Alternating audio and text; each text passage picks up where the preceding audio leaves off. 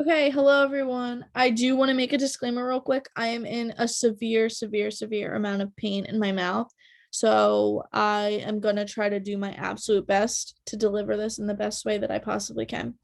So I decided to pick the article Uneasy about the economy Americans are spending anyway.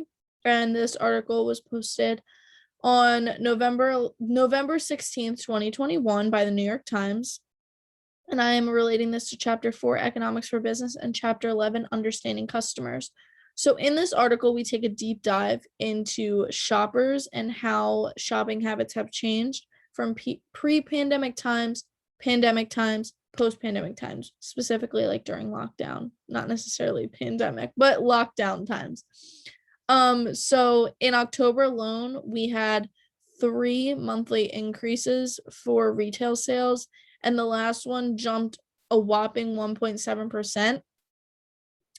And that highlighted the resilience of the US economy. I'm so sorry. I'm in an excruciating amount of pain. So retail sellers, specifically like Walmart, were one of the companies that racked in major profits this October alone. But even the past few months, we've seen a complete rise in retail sales. And people are getting very comfortable swiping that credit card. With Americans spending so much more on goods rather than services this year, it is causing major problems. The inflation rates have now increased due to the shipping delays and other issues with supplying the amount that is demanded. Prices have had to increase, and this October marked the highest annual rate in more than 3 decades. So, like I said, this caused some of a sort of supply shortage, and with the demand of goods, the supply is having a hard time keeping up. The predicted amount of retail sales that the New York Times and these Wall Street Journal forecasters have predicted was way less than it actually was. So they predicted 15 sales. Well, there was 1,500 sales.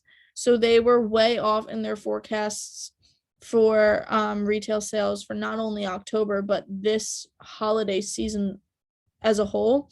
So they actually had to alter that a little bit. And places like Walmart have been pushing to hire 150,000 new employees just in preparation for the holiday season since October.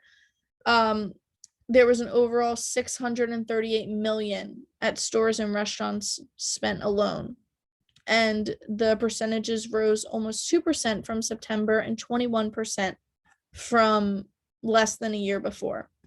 So they were way off in prediction, and I don't really blame them considering the absolute jump that we have had. So this has also caused inflation, and the inflation rate has gone up in every single market, but overall sales are rising faster than prices can keep up, and the increase in inflation is partly a result of pandemic-induced shifts in how consumers are spending their money. So they're just spending it in every way that they can possible, but specifically on more luxury things now and like leisurely things rather than things that we actually need, like tool paper and paper towels and things like that.